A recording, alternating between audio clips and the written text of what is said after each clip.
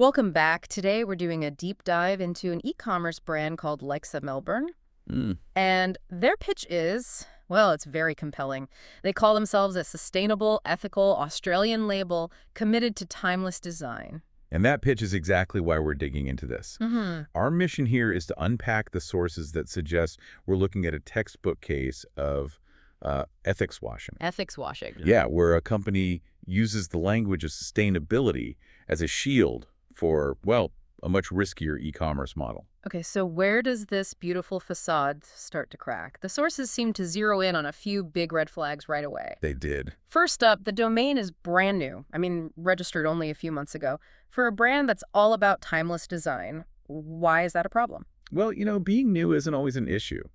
But agility, it stops being a strength when you pair it with totally hidden ownership. Right. If you were a genuine Australian brand, you'd be proud of who's behind it. Exactly.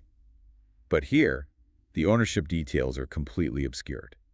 And that lack of transparency, that immediately translates into risk for you, the buyer. And it's a risk that the trust check sites pick up on instantly. Multiple sources mentioned really, really low trust scores for them. That's right. One score was just over 26 out of 100. 26? That's not a red flag. That's a full-scale warning siren. It really is. It's screaming at you to be very, very cautious. Okay, so that's the foundation. Let's move on to the actual product experience. What are people saying? Well, this is where it gets interesting because the user reports are split. Some buyers did get an item, maybe a dress or a cardigan. After a few weeks, they said it was okay. Just okay. Just okay.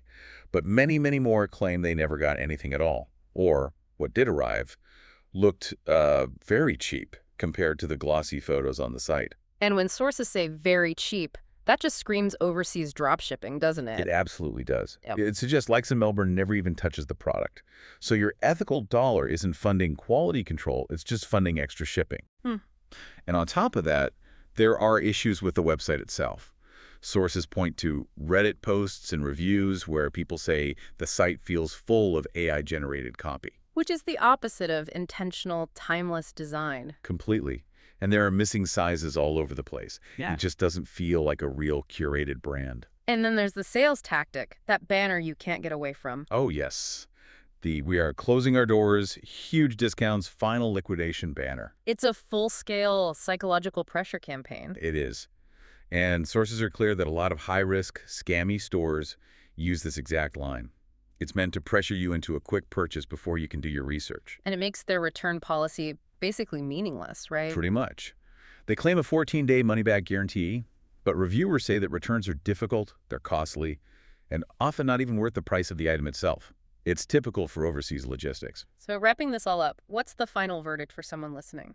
The consensus from the sources is that Lyxa Melbourne is highly risky.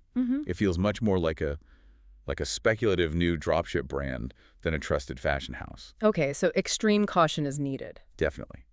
If you are still curious enough to go ahead, you have to take 3 precautions. First, place a very small order. Test the waters. Right. Second, use a payment method with strong buyer protection. Think PayPal or a credit card, something you can dispute. And third? Screenshot everything. The product page, your confirmation email, any communication you have, document it all. I think the core insight here is that claims of sustainability and ethics are, well, they're worthless without real verifiable proof. They are. It's just too easy to build a convincing facade online. So true. Which brings us to the final thought we want to leave you with. Given how easy it is for a business to hide basic details, like who owns it or how old its website is, how should we, as consumers, redefine what transparency really means? Maybe it's time to build our judgment on the operational facts we can actually check, not just on the persuasive language they use.